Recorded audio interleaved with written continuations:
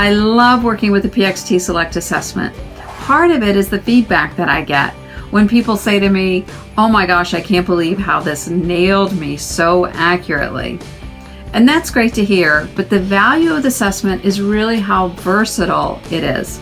It can be used for everything from selection, promotion, job fit, improving productivity, manager-employee relationships, team building, and more. But in order for you to get the most out of the assessment, there are a couple of key points that I want to share with you here today in this video.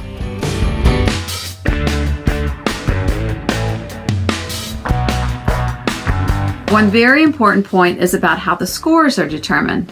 Let's look at the shape of this bell curve. When we see scores that fall far left, far right, those are very pronounced. You see the percentage indicated where only 2.5% of the population are going to score in this really extreme area. That means that the trait will come out more frequently, will be stronger, more important to the individual. It does not mean that it's good or bad or that one side is more preferable than another.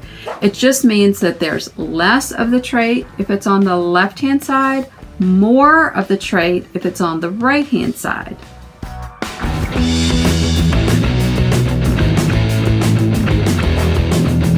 If your score is falling in the middle, it simply means that you're pulling from both ends of the scale and can more easily flex up and down when needed.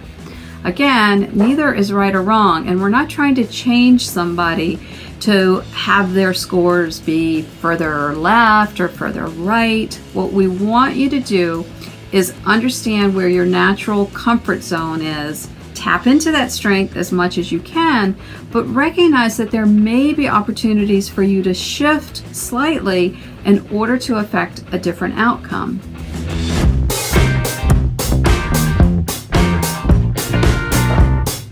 For example, let's say you score very high on the judgment scale. That means you're going to be great at looking at the facts and the data and finding the logic in the situation. But there might be opportunities for you to pull in some intuitive thinking that will help enhance the outcomes of the situation that you're in. Likewise, if you score on the left-hand side of judgment and you find yourself getting caught up in the emotions of a situation, recognize that you could benefit by pulling in some facts and data to balance that.